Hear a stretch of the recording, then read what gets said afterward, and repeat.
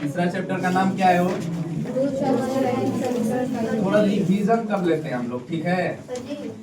Revision का मतलब समझ रहे हो ना, पीछे वाला सारा रिवीजन। क्या हो गया, तुम पे बैन लग गया है। चलो पहला चैप्टर का रिवीजन करते हैं। पहला चैप्टर में हम लोग को पढ़ना क्या था? संख्या के बारे में पढ़ना था। जो भी पढ़ोगे, क्लास 8 पढ़ोगे, क्लास 9 पढ़ोगे, क्लास 10 पढ़ोगे, जो भी पढ़ोगे तुमको शुरुआत में क्या मिलेगा? संख्या मिलेगा। संख्या में क्या क्या पढ़ना है? वास्तविक संख्या। संख्या कितने प्रकार के होते हैं? वास्तविक और अवास्तविक, पूरे चीज है। अवास्तविक को क्या बोलते हैं? काल्पनिक। तो देखो, वास्तविक संख्या, दूसरा का क्या था वो? काल्पनिक है। काल्पनिक संख्या, ये काल्पनिक संख्या के बारे में हम लोगों को नहीं पढ़ना है। 10th क्लास का चैप्टर क्या है? वास्तविक संख्या। तो यहीं से शुरू होता है चैप्टर हम लोग का। काल्पनिक संख्या किसे कहेंगे? जो रूट में माइनस के रूप में आता है। रूट -10, रूट -4, ये सब संख्याएं क्या है? काल्पनिक संख्या। ध्यान रखना, कोई भी संख्या हो, वो बाहर निकलने, 4 बाहर निकल जाता है रूट से ना, बाहर निकलने वाला हो चाहे बाहर न निकलने वाला हो, बस माइनस लगा रहे तो काल्पनिक संख्या। ये काल्पनिक संख्या है कि नहीं? ये वास्तविक संख्या है। -√15 क्या है? वास्तविक संख्या है। रूट के अंदर में अगर माइनस होगा तब जाके बोलेंगे काल्पनिक। वास्तविक संख्या किसे कहते हैं? परिमेय और अपरिमेय संख्याओं के समूह को क्या कहते हैं? परिमेय संख्या किसे कहते हैं? जिसे p/q के रूप में लिखा जा सके। q नॉट इक्वल टू 0, यानी कि बटा में 0 नहीं आना चाहिए, ठीक है। और अपरिमेय क्या होता है? जिसे p/q के रूप में नहीं लिखा जा सके। ये सब हो गया था ना हो। इसके बाद हम लोग पढ़े थे पूर्णांक और भिन्न। जहां भी रैखिक लग जाए घात एक होगा, इसीलिए तो रिवीजन कराना है। चलो देखो, वास्तविक संख्या परिमेय और अपरिमेय संख्याओं का समूह कहलाता है। परिमेय संख्या भी 2 भागों में बढ़ जाता है ना हो। एगो को कहते हैं परिमेय, इधर वास्तविक का भाग है, और दूसरा का अपरिमेय। ये सब हो चुका है, पहले पढ़ाई हो चुका है ना, बस रिवीजन करवा रहे हैं। बस 2-3 और है, उसके बाद हम लोग दूसरा का चैप्टर का रिवीजन करेंगे, तब शुरू होगा तीसरा चैप्टर। चलो देखो, परिमेय में भी 2 भाग में हो जाता है। एगो को कहते हैं भिन्न, भिन्न संख्या। एगो को क्या कहते हैं? पूर्णांक संख्या। पूर्णांक किसे कहा जाता है? संख्या रेखा पर निरूपित की जाने वाली सभी संख्याओं को पूर्णांक कहते हैं। संख्या रेखा क्या होता है कि बीच में 0, एक तरफ जो होता है बायां साइड में माइनस और दाएं तरफ है प्लस। संख्या रेखा का एक रूल है, अगर दाएं में बढ़ोगे तो संख्या का मान बढ़ते जाएगा, ठीक है ना।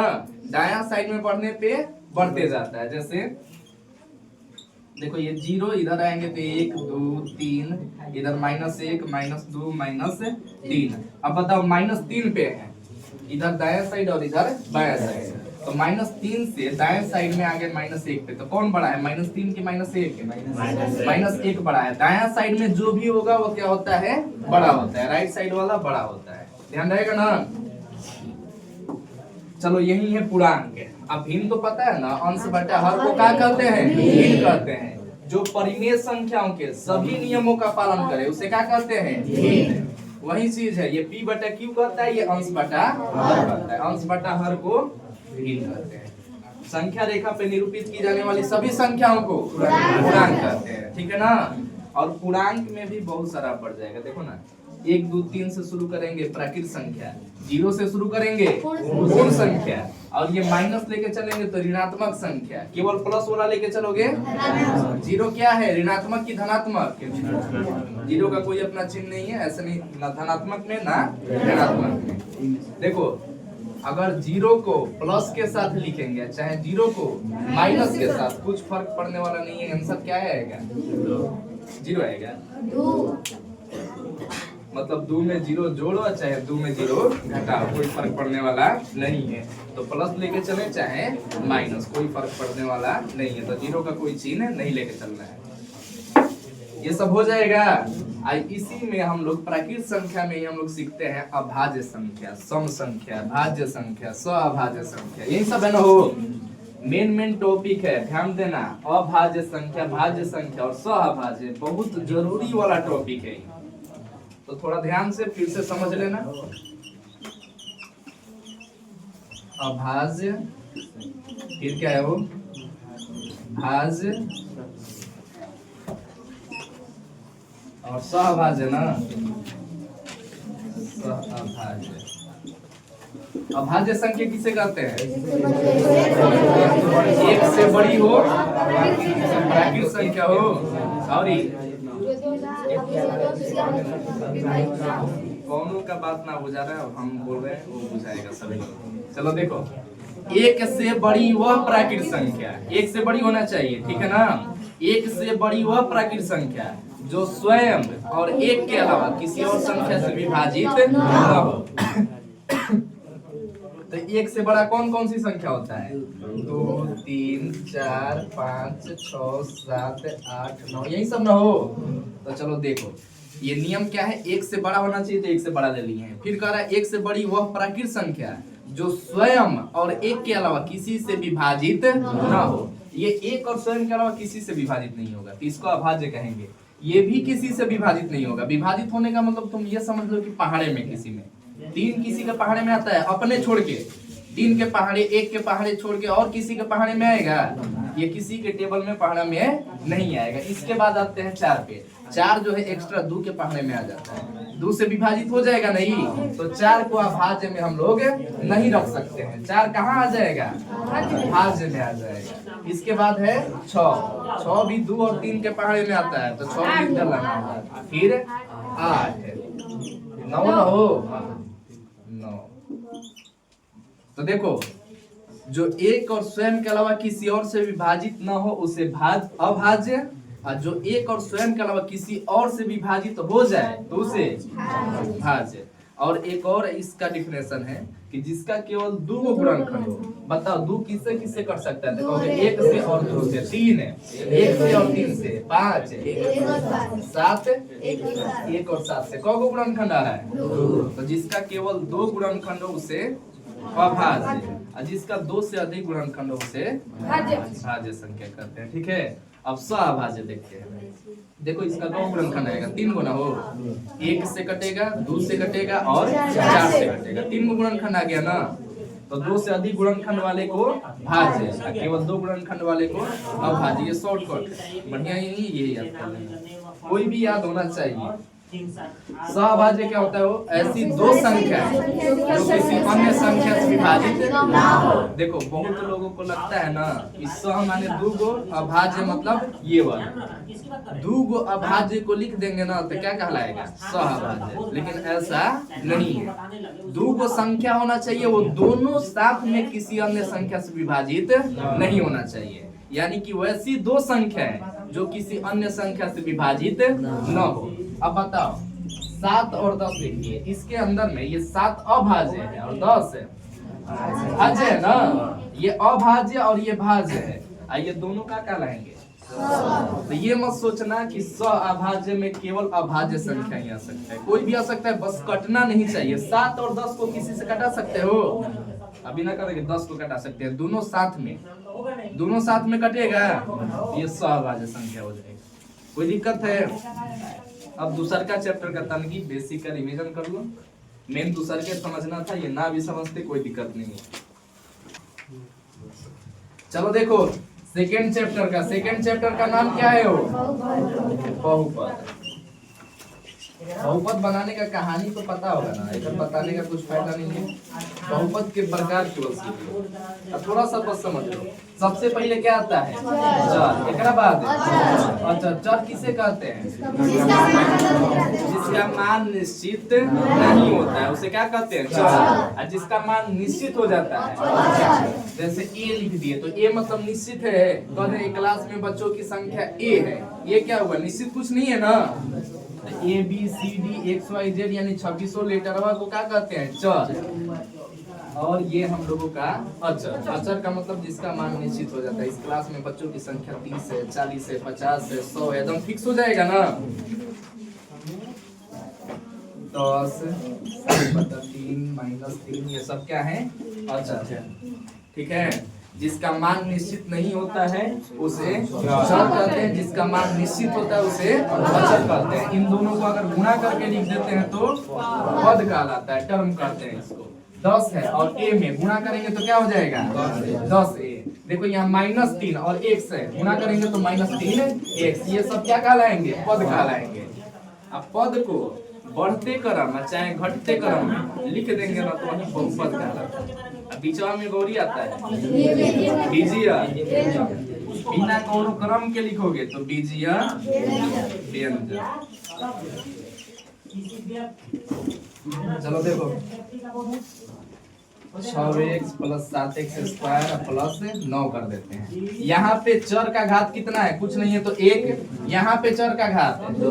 हेजा चर का घात कुछ नहीं है तो 0। देखो 1 तब 2 तब घट गया 0।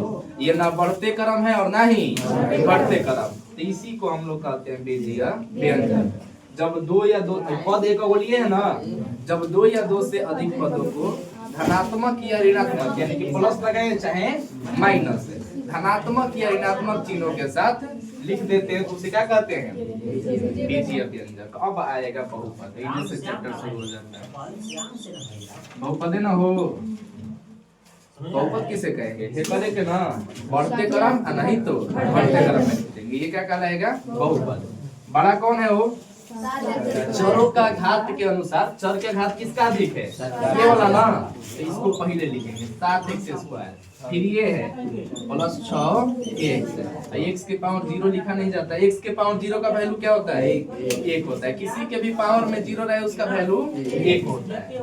अब प्लस में अब बताओ ये घटते क्रम में है। देखो यहाँ चर का घात 2, यहाँ चर का घात 1, यहाँ चर का घात 0, तो ये चरों का घात घटते क्रम में है, इसलिए क्या कहलाएगा?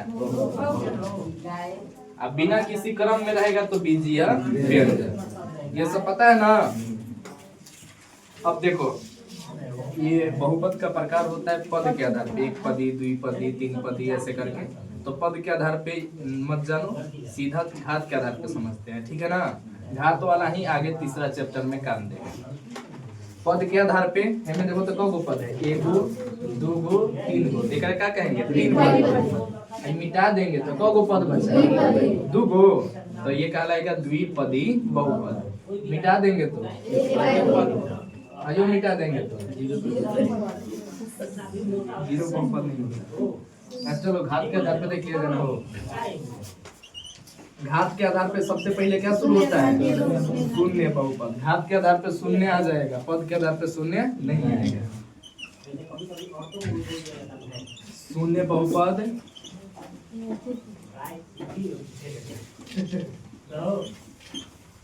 एक घातीय ना हो, एक घातीय को क्या कहते हैं?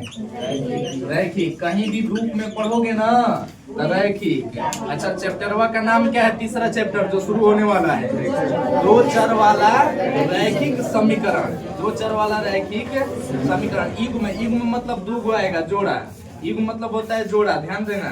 तो 2 गो ऐसा आएगा, 2 चर वाला रैखिक समीकरण। तो ये वाला चीज आएगा, ठीक है ना? तो इसको तनकी ध्यान से समझ लेना, ये वाला चीज आगे आ जाएगा। इसमें बहुपद है और उसमें समीकरण, तो बराबर लगा देंगे। उसमें बराबर 0 लगा दो, चाहे बराबर कुछ अंक से तुलना होना चाहिए। अगर तुलना कर दिए तो क्या कहलाएगा? समीकरण। तुलना नहीं है तो एक में है तुलना, बराबर कुछ लिखे हैं, बराबर 10 लिख देते, बराबर 0 लिख देते तो तुलना हो जाता है। ये बहुपद नहीं कहलाता, क्या कहलाता है? समीकरण। आगे देखिए, शून्य बहुपद किसे कहेंगे?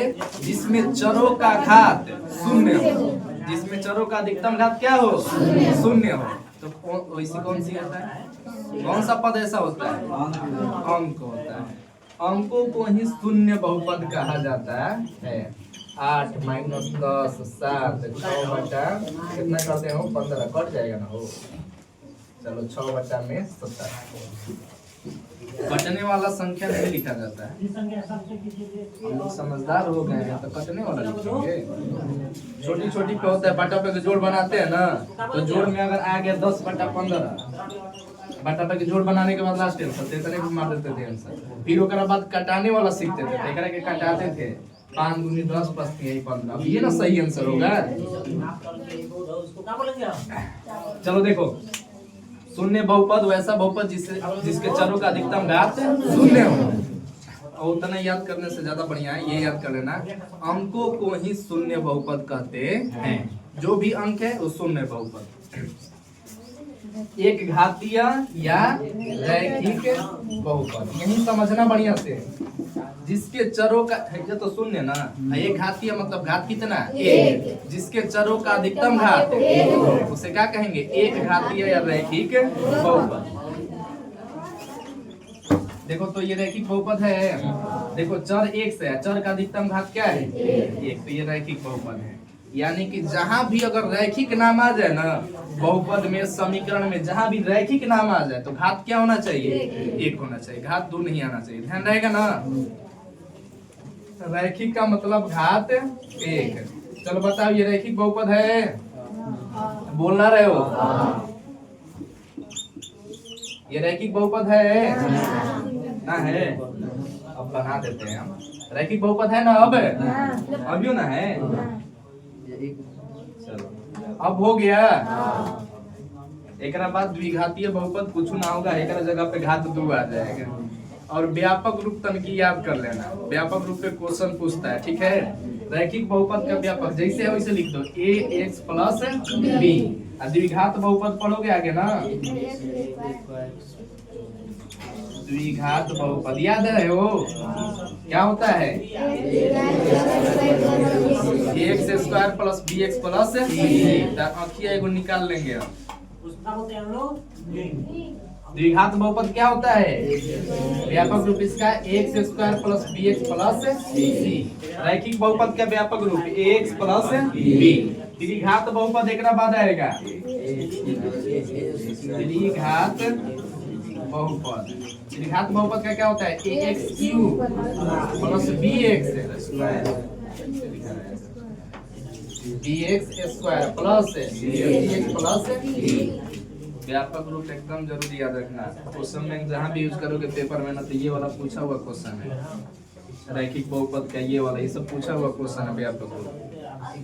पुराना मत, रैखिक बहुपद का व्यापक रूप x प्लस द्विघात बहुपद का व्यापक रूप x प्लस। ये रैखिक व्यापक रूप बनाना भी सिखाए थे कि कैसे बनता है। देखो ये रैखिक है ना, कुछ नहीं, अंकों के जगह पे a b c d use किया जाता है। अंक के जगह पे a और एक चर का चर लिख दिए x प्लस b, वो सही लिखा जाएगा x square plus bx plus c। पूरा डिटेल में इसका कहानी हुआ था जब चैप्टर चल रहा था तब। अब शुरू करते हैं हम लोग तीसरा चैप्टर। ये रैखिक समझ में आया ना, ये देखो ax प्लस b जो है ना ये रैखिक बहुपद है, लेकिन एक में 0 लगा देंगे, ax प्लस b बराबर 0, तो ये क्या हो जाएगा रैखिक समीकरण, ठीक है। और इसी के बारे में हम लोग आगे पढ़ेंगे। तीसरा चैप्टर में डायरेक्ट हम शुरू करेंगे रैखिक बहुपद के जगह रैखिक समीकरण। समझ जाना डायरेक्ट, कोई दिक्कत नहीं होगा ना। रैखिक लिखने का अर्थ है कि घात क्या होना चाहिए एक, रैखिक का मतलब घात एक। अब बुझाया, तो 2 चर वाला रैखिक समीकरण कह रहे हैं, तो घात क्या होना चाहिए उसमें एक। घात 2 ना बोलोगे अब,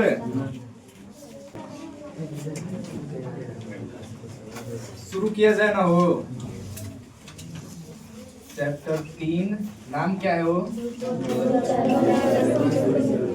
2 चर वाले, 2 चर वाला लिखा है कि वाले, 2 चर वाले रैखिक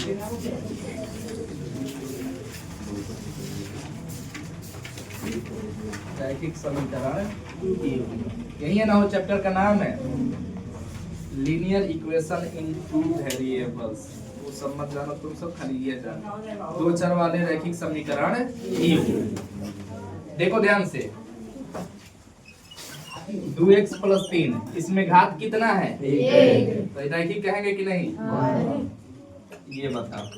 2x माइनस 5y प्लस 10, अच्छा बराबर 0 लेना पड़ेगा ना। हो समीकरण शुरू हो गया, बहुपद नहीं है, बहुपद में बराबर नहीं लगता, इसमें बराबर लगेगा।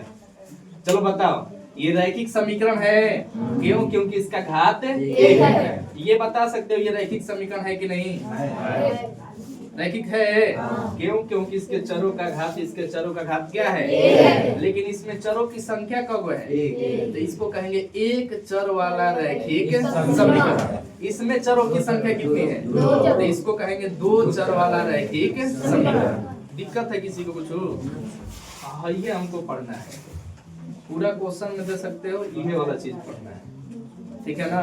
ये एक चर वाला रैखिक समीकरण जो है ना क्लास 8 में पढ़े होगे तुम सब। 8 क्लास का दूसरा का एक्सरसाइज उठाओगे ना तो उसमें दिया हुआ है एक चर वाला रैखिक समीकरण। ऐसा ने समझो बहुत सारा दिया है। जो 8 क्लास का समीकरण कंप्लीट कर दिया उसका समीकरण कहीं भी नहीं फंसेगा। 2.1, 2.2 और 2.3 इतने है ना हो। 3 को एक्सरसाइज है जिसका समीकरण खराब होगा, बनाने में दिक्कत होगा, वो क्लास 8 क्लास का जो 8 क्लास का समीकरण जो है उसको कंप्लीट कर लेना। एक बार होमवर्क में दिए भी थे, एक दो को चेक कराया था, बाकी किसी का चेक नहीं हुआ है।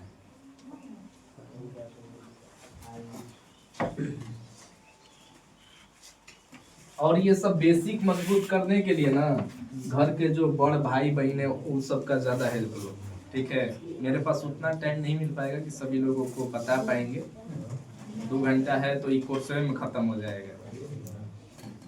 बेसिक के लिए घर वाला का तनी हेल्प लो, भाई बहन का यूज करो जो भी है। चलो देखते हैं आगे। ये 2 चर वाले रैखिक समीकरण। सबसे पहले हम लोग सीखते हैं कि रैखिक समीकरण किसे कहेंगे। पहला टॉपिक क्या होगा? रैखिक समीकरण, लीनियर इक्वेशन कहा जाता है इसे, ठीक है। रैखिक समीकरण, रैखिक बहुपद होता था, क्या बोलते थे? वैसा बहुपद जिसके चरों का अधिकतम घात 1 हो। इसमें क्या बोलेंगे? वैसा समीकरण जिसमें चरों का अधिकतम घात 1 हो। बात खत्म। समीकरण बोल देना, उसमें बहुपद बोलते थे, इसमें क्या बोलेंगे? हो जाएगा डिफिनेशन इसका। वैसा समीकरण जिसमें चरों का अधिकतम घात 1 हो, उसे क्या कहेंगे? एग्जाम्पल में 2x - 3 रैखिक है कि नहीं? अच्छा बहुपद है, बराबर 0 लगाना होगा। ये बताओ 2x² + 3 = 0 रैखिक समीकरण नहीं है? अब हो जाएगा। ये है कि नहीं? है ना हो। तो ये सब एग्जाम्पल में डाल सकते हैं ना, लेकिन ध्यान रखना रैखिक समीकरण का प्रकार सीखना है। अगर एगो चर आएगा तो एक चर वाला रैखिक समीकरण, 2 को आएगा तो 3 आएगा तो 3 चर वाला रैखिक समीकरण। तब हम लोग पढ़ेंगे रैखिक समीकरण के प्रकार।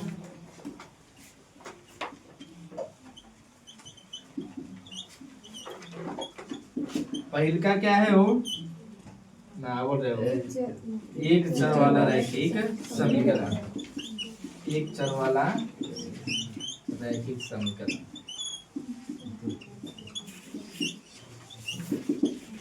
एक चर वाला वैसा समीकरण जिसमें चरों की संख्या 1 हो और चरों का अधिकतम घात भी 1 हो। ध्यान रखना, एक चर वाले रैखिक समीकरण में चरों की संख्या 1 और रैखिक है तो अधिकतम घात भी 1। चरों की संख्या 1 और अधिकतम घात भी 1। अब इसके बाद एग्जांपल लिखते हो, यही वाला है जो ऊपर वाला डाले हैं। 3x - 5 = 0 कर लेना, -4x + 5 = 0 हो जाएगा ना हो। बटों में दे सकता है, 5 के जगह पे 5/7 कर देगा, कोई दिक्कत नहीं होगा ना। दूसरा का एक चर वाला हो गया। अब तो चर आएगा, यह ना पढ़ना है। 2 चर वाला रैखिक समीकरण। 2 चर वाला रैखिक समीकरण। देखो रैखिक का मतलब घात है 1, 2 चर लिखे तो चरों की संख्या 2। वैसा समीकरण जिसमें चरों की संख्या 2 हो और चरों का अधिकतम घात 1। रैखिक का मतलब घात 1, रैखिक का मतलब घात 1 ना। समझ में आ रही? जहाँ रैखिक है वहां पे क्या लिखना है? घात 1। रैखिक कोई पूछ दे तो घात 1, एक अलावा कुछ मत जानना कि 2 आएगा 3 आएगा।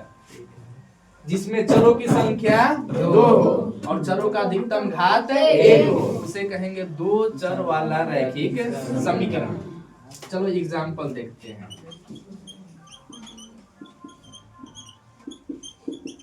बताओ 2 चर वाला रैखिक समीकरण है ही। देखो चर यहाँ x है और x का घात कुछ नहीं है तो 1 है ना। यहाँ y है चर, घात कितना? 1। तो घात 1 है तो रैखिक बोलेंगे और चरों की संख्या इसमें 2 है तो 2 चर वाला रैखिक समीकरण। कोई दिक्कत है किसी को समझने में? यह चैप्टर पढ़ेंगे, इसी पे एकदम टिक कर लेना। इसके बाद लिखना होगा तो तीन चर वाला रैखिक समीकरण,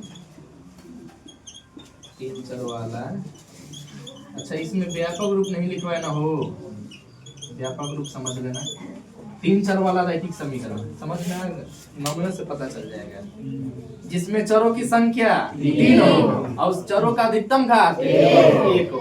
जिसमें चरों की संख्या 3 और चरों का अधिकतम घात 1 हो।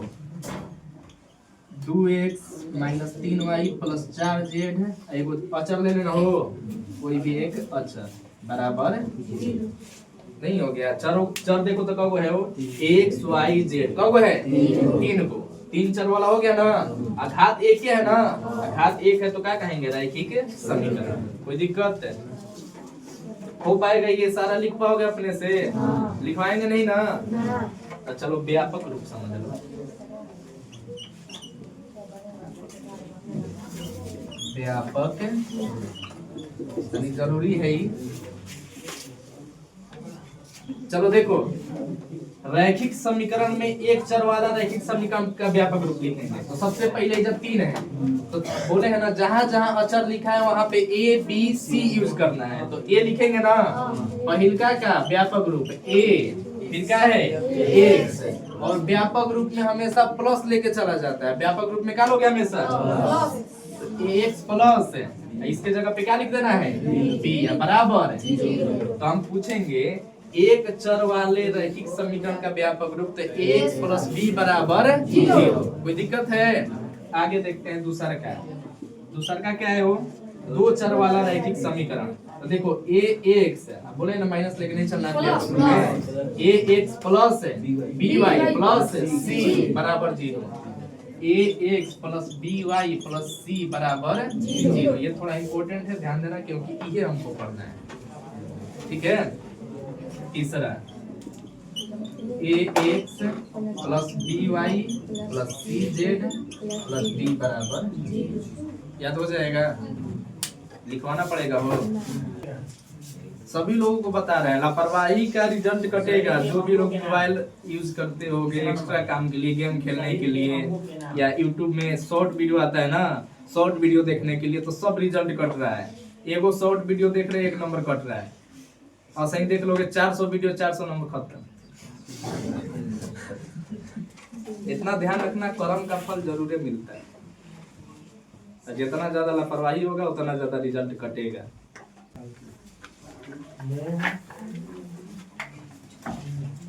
थोड़ा गुणांक समझ लो, कोएफिशिएंट होता है ना,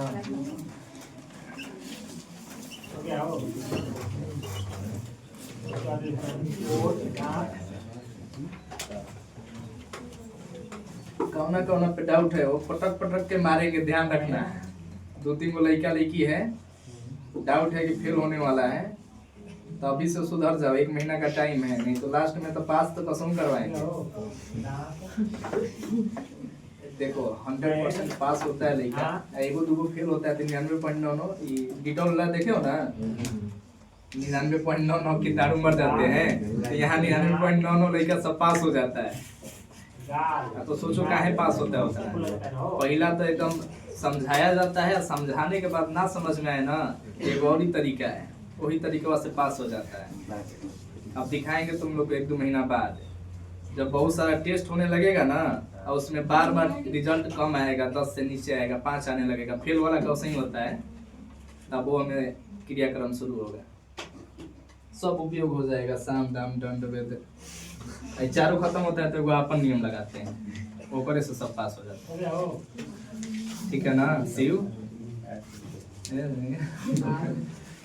चलो देखो, ध्यान दो, गुणांक का मतलब समझना।